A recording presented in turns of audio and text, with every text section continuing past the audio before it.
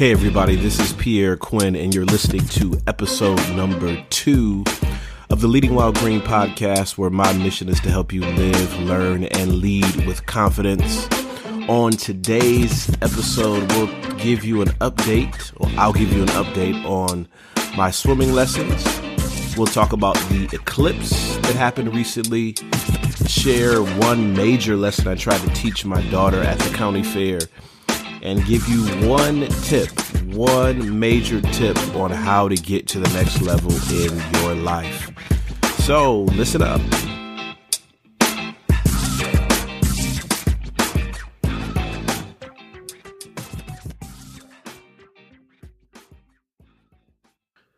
So I finished my third swim lesson, and it's been an interesting journey so far. If you listen to the first podcast, episode 1, you're able to get a bit more insight into my swimmer's journey.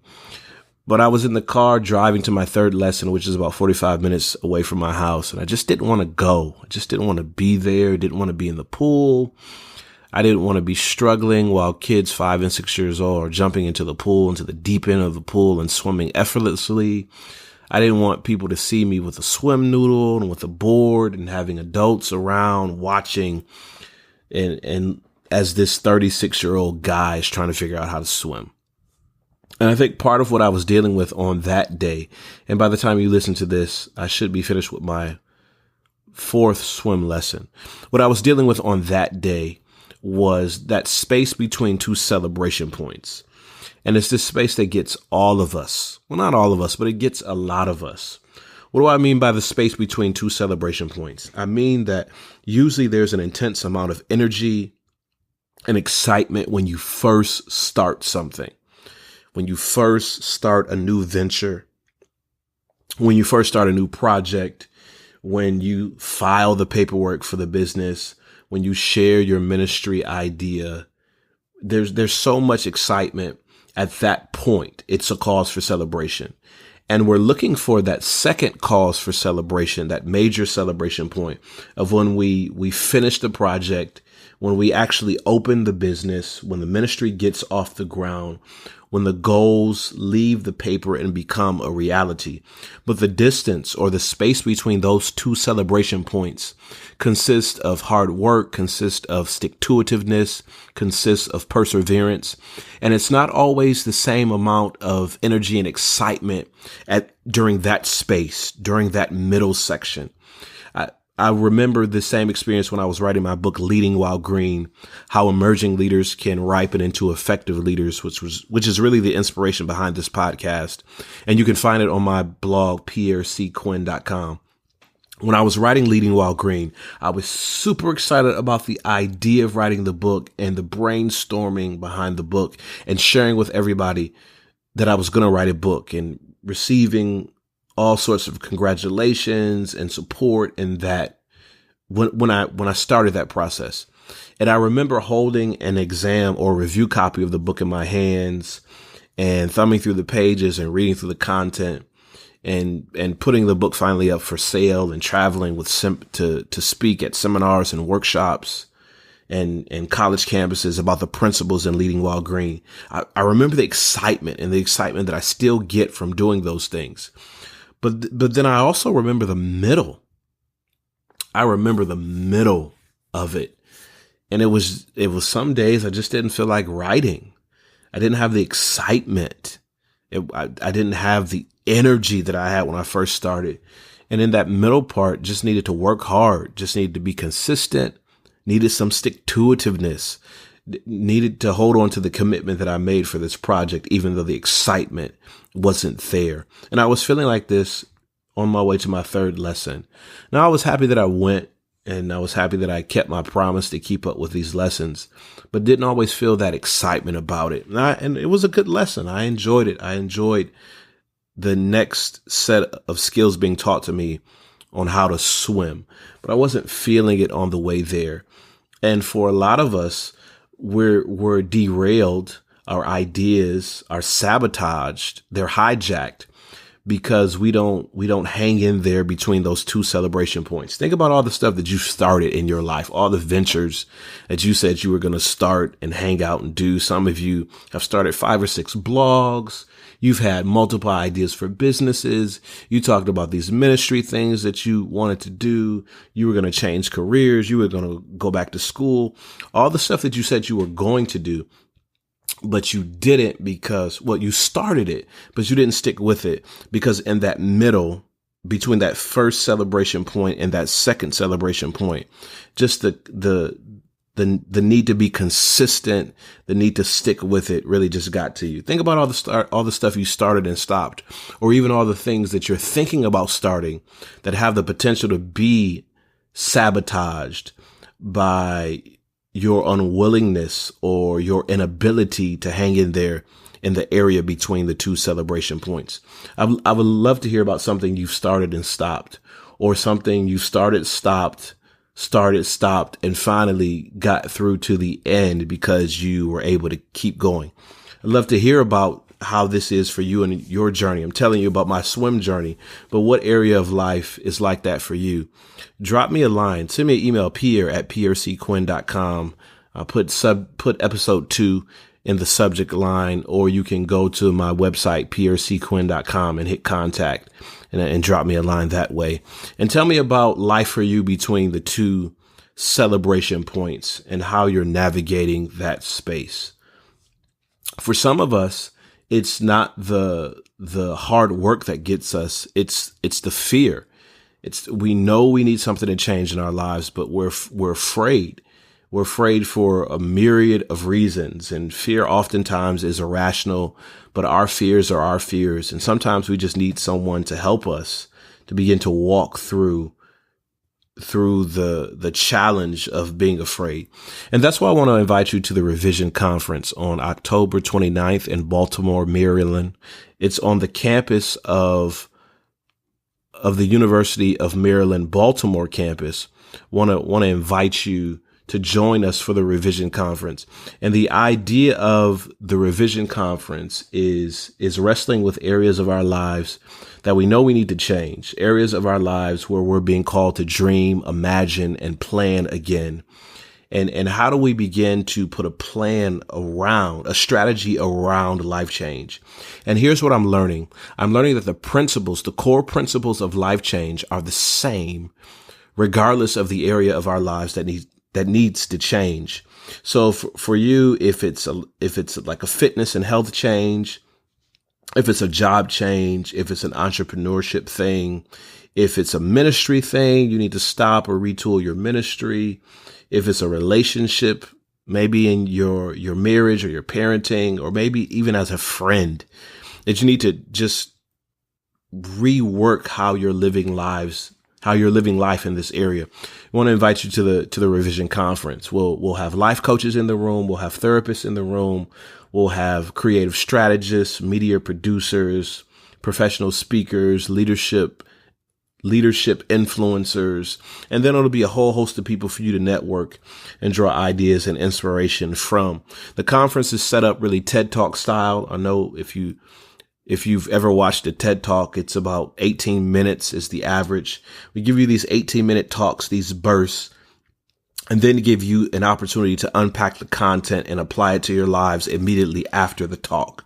So there is no delay. And the first Revision Conference that we had in July 16th at Bowie State University in Bowie, Maryland was an amazing experience. And people were asking us, when are we going to do the next one? So the next one is October 29th. University of Maryland, Baltimore campus Revision Conference. Get your tickets now. VIP session is going to be amazing for the conference. And we got an early bird special for both the VIP and regular admission to the conference. Go to Revision 2017. revision2017.eventbrite.com. That's revision2017.eventbrite.com, and get your tickets and bring 3 or 4 people with you. Fill up a table, bring your leadership team, bring some people you know that are struggling with major life change. And I guarantee that you're going to have an amazing time. Speaking of amazing time, I'm recording this podcast on a Wednesday morning, the day after the eclipse.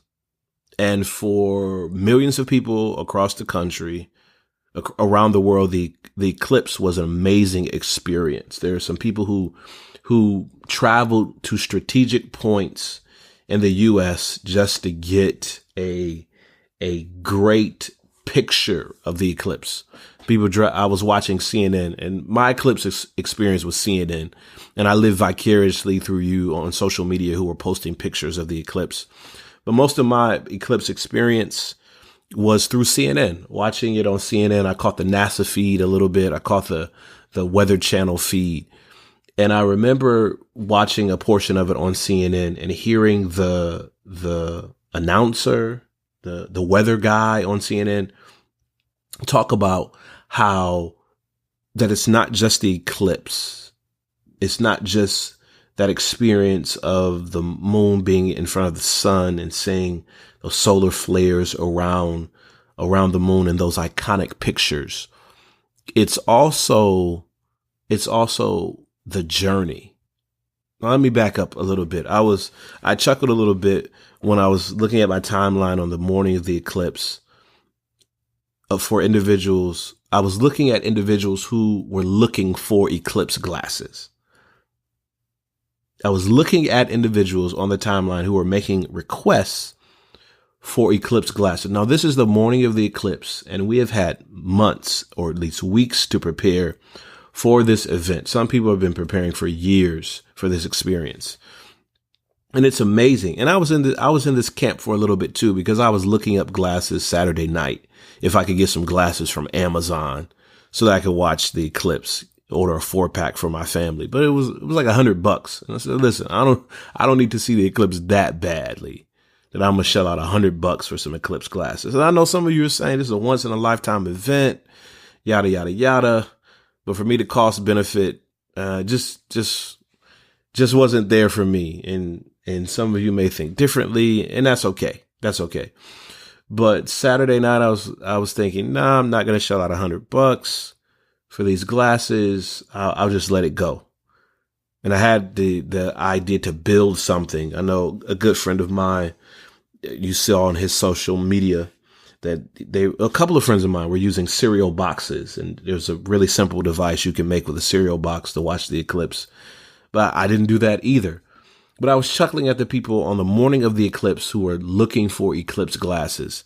And it's interesting in life that no matter how much lead time we have, no matter how much prior notice we get, that some of us just won't take the steps necessary to be prepared. And I get it. And we have lives and we have things we're trying to accomplish. And I know you're running here and there and everywhere. But what about the rest of us who just squander this time? We spend hours on social media. We spend hours with entertainment, with television. We just spend hours wandering. And we could use that time really to prepare us for the next stage of life. So just chuckling. And I was in that phase too. Man, I had weeks to prepare to order these glasses. If I ordered them months ago, I wouldn't be staring at $100 for some glasses. But just think about how many times you've missed out because you didn't take the steps to be prepared when you had the lead time. You had the lead time. Think about how many people in school, we've been in school and the teacher says an assignment is due or gives you a breakdown at the beginning of the semester or gives you the syllabus at the beginning of the semester. And then on the due date of the project or the paper, and the teacher stands in front and says, let me collect the papers. And you're like, I didn't know a paper was due. Really? Seriously? A paper was due? And the professor says, well, it's been in the syllabus. I've reminded you. And you're begging for an extension. How many times at church where we read these announcements or we print stuff in these bulletins over and over and over and over again?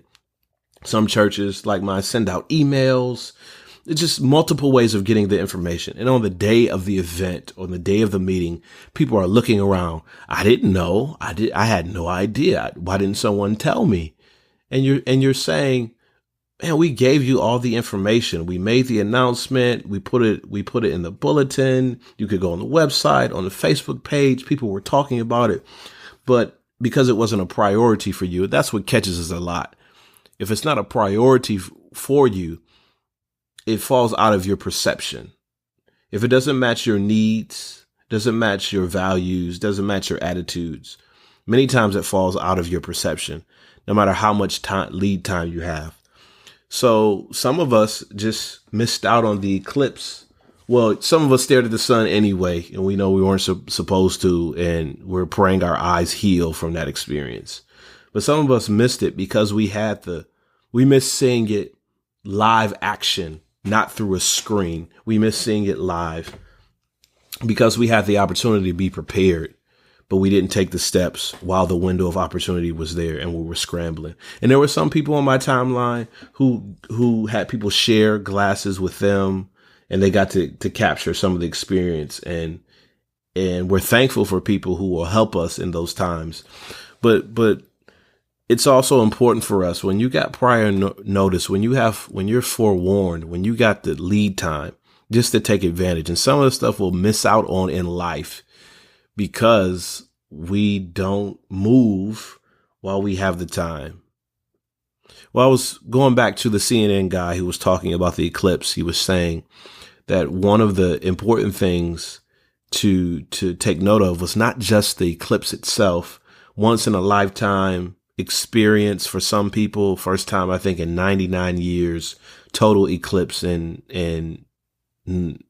North America, I think. If I'm wrong, somebody please correct me.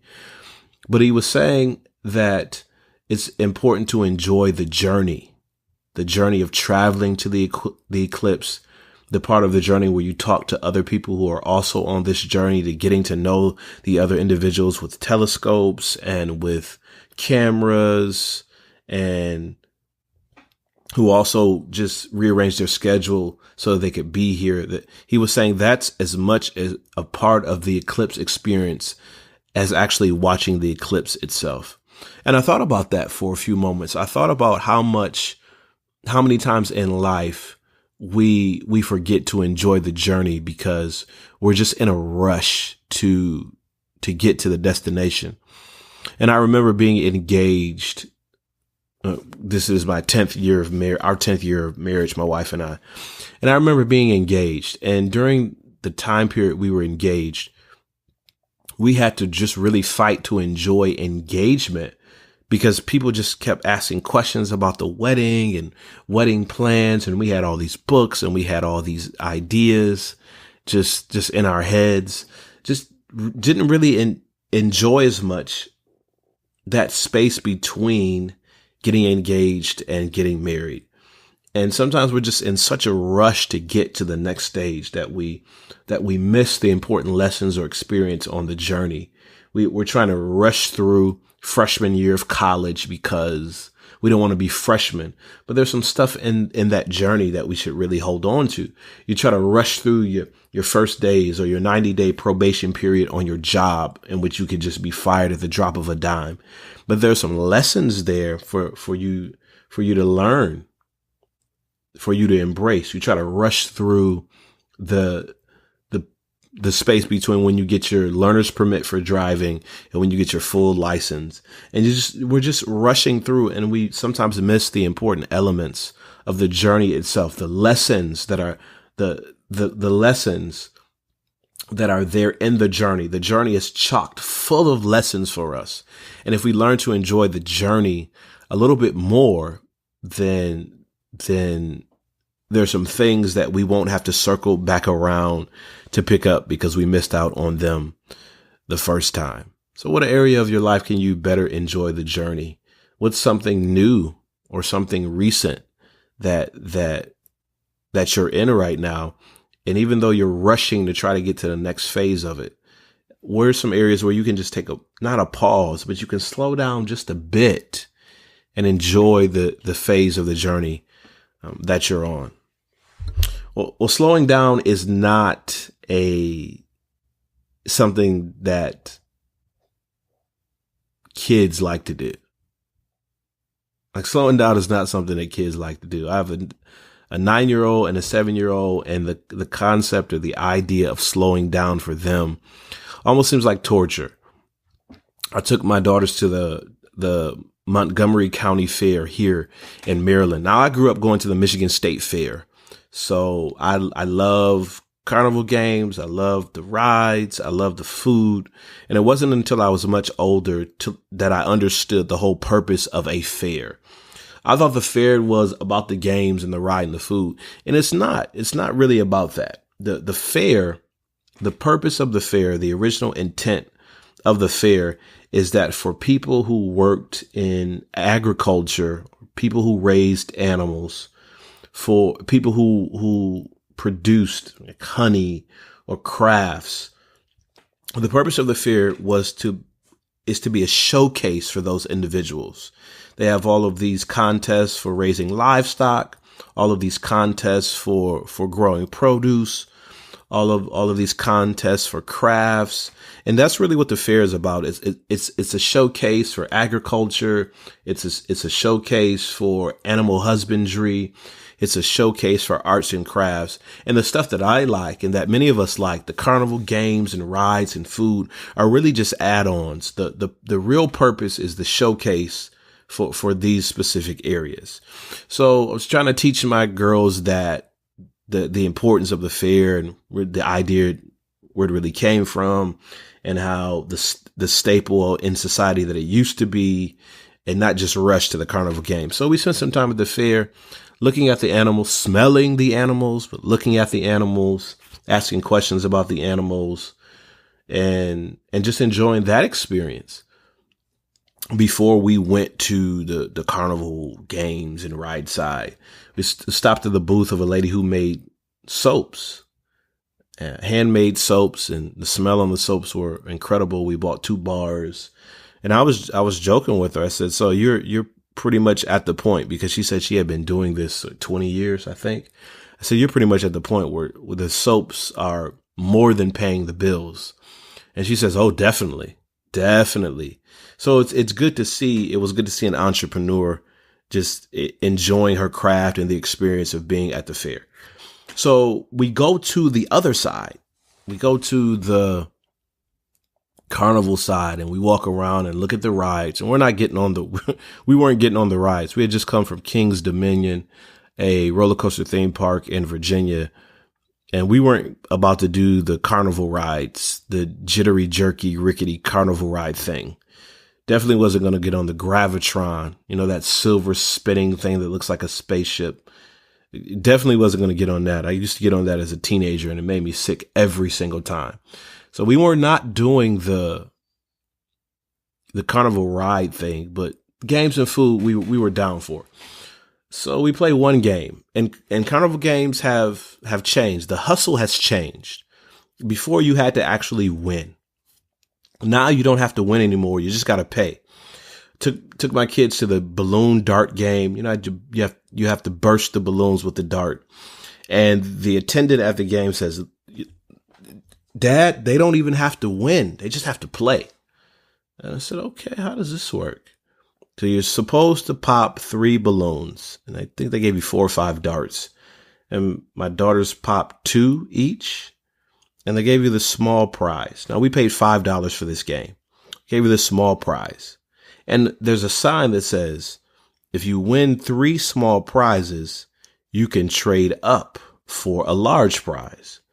And I was thinking, okay, if you don't have to win, you just have to play.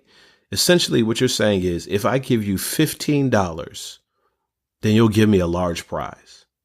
$5 a game. They don't have to win the game. They'll get a small prize for every game. And after those 3 games, you trade in those 3 small prizes for a large prize. Essentially, I gave you $15 for a large prize. And these are cheap prizes, cheap stuffed animals, cheap. You can get a lot of this stuff at the dollar store, stuff imported from around the world. But the way that they set it up, the prizes are hanging there, and there's some outliers. There's some individuals who are very good at carnival games, and they have these big prizes. They're walking around, and it captivates you, and you want to be a part of that experience of achieving that great prize, and you're shelling out dollars just to get this prize that's dangling in the air before you. So we took the one small prize. We weren't going to do the big one. We took the one small one. And then we played another game and they got a small one. And then the four of us sat down, my wife and my two daughters, and we played that squirt game. You know, they hit the button and the squirt gun starts. And if your object gets to the top and your light goes off, you win. So the four of us played, and the attendant said, because the four of you are playing, then you guys can pick any prize you want. And I'm thinking in my head, yeah, of course, because I just gave you $20. I've more than paid for this prize multiple times. I just gave you $20 for it. So we were playing the games, and my daughters wanted to keep playing and keep playing and keep playing and keep playing. And I said, no, we have a set amount of money for games. And once that money runs out, we're done. There's no more conversation about this. We're done. And of course, my daughters were sad because I was trying to teach them this idea of cost benefit, this cost benefit analysis. Is it really worth it? Is it really worth $20, $30, $40, $50 just to get this one stuffed animal that you're not going to play with when you get home? It's going to go in the garage, or it's going to sit in the corner of your room, or it's going to be oversized and we won't have a place to put it. Is the experience of winning worth the amount of money that we have to pay to put you in a position to win? And I said, we're not doing it. It's not worth it. You know, it's just a fleeting moment. And I was trying to explain to them, the carnival games are not set up for you to win. They're set up for the carnival to make money. And you have to be on the lookout on things in life that are not set up for you to win. They're just set up to take advantage of you and being able to navigate that. So it was rough, but I'm trying to explain to my daughters that the cost benefit, it wasn't working out in your favor. And they had prizes. They didn't have the super mega colossal awesome thing that they wanted, but they had something that they walked away from the carnival with. And I had to set a boundary. I had to set a boundary on that, letting them know we're just not going to spend hundreds of dollars or even tens of dollars just to get this prize that you won't cherish or you won't value for long. So I know it's tough. 9 and 7, value of money, trying to teach them these principles, but it's important. Now think about you. Think about your life. Think about your leadership. Think about your influence. What are some areas of your life where you need to set more boundaries? What are some areas of your leadership that you need to set more boundaries, that you haven't looked at the cost benefit analysis, and what you're putting out for what you're getting does not work out in your favor, and it's really taking a toll on you? And how can you make some changes in those areas? Well, I promise you that before the podcast was over, I was going to give you some insight on how to get to the next level in your life. Now, as a professional speaker, there's a part of my life in which I'm a professional speaker.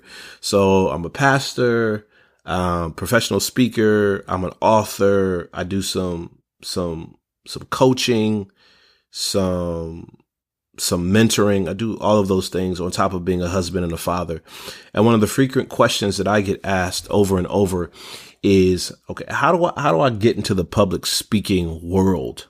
How do I just break into this industry and experience success as a public speaker? And here's my number one piece of advice. And this advice works beyond just public speaking. It works in every discipline that you're in, every area of life. If you want to get to the next level, if you want to go from being a non-speaker to a professional speaker, if you want to go from being a person who does crafts in your garage to a person who's making an incredible amount of income and having significant influence with these crafts that you're producing, whatever it is, here is one of the major keys. One of the major keys is, in order to get to the next level, you have to crush it at the level that you're on. Like, Pierre, what are you talking about? I'm saying that when people give you an opportunity, you have to crush it. So there's a proverb that says that your gifts will make room for you and bring you before great men. But that only happens if you exercise your gifts within the parameters of the opportunities that are given to you. Let me put it a different way. So this summer, I was able to speak at 2 major international conferences, giving presentations on leadership. One was a breakout session to a packed room of over 200 individuals. The other main one was a plenary, a keynote to a room of about 500 people, and it was live streamed around the world. And people want to know, how did you get those opportunities? Well, those opportunities really started when I was in elementary school. Really started when I was in high school. Started when I was in college. Started when growing up in church. Church gave me an opportunity, tremendous opportunity to cultivate gifts that were given to me. And the way it worked is that when someone would give me an opportunity to make a presentation, maybe a 5-minute presentation, my parents made sure that I worked hard on that 5-minute presentation. And after a while, it wasn't my parents making sure. I just wanted to do a great job myself. I would maximize and I would try to make that the best 5-minute experience. When people would say, hey, can you do like a 10-minute devotional thought? I would just try to work to make that the very best. When you have to give a presentation in class in college, I would work to make my 10 to 15 to 20 minute presentation the best I could possibly make it. And after a while, it's like compounded interest. After a while, these things build on each other. And people give you more and more opportunities. Hey, can you come to our church and share? Can you come to our class and share? And even as a professional speaker, a lot of my opportunities early on were pro bono. They were free. I would go and talk to groups for free about a particular topic, and I would just work to crush it, because in the speaking world, the best marketing for speaking is speaking. So I would take those free experiences and just try to knock the experience out of the park. And from that, people would share, they would let you into their network, they would recommend you to other groups. And after a while, after years, you're on stages as a professional speaking to hundreds and sometimes even thousands of individuals. So if you want to make it to the next level, and no matter where you are in life, you have to crush it on the level that you're at. And if you cannot be trusted with the level that you're at, you'll hardly ever be trusted with a chance on the next level. So ask yourself, what level am I trying to get to? What next tier of responsibility am I trying to get to? What next opportunity am I trying to get to? And how can I crush it?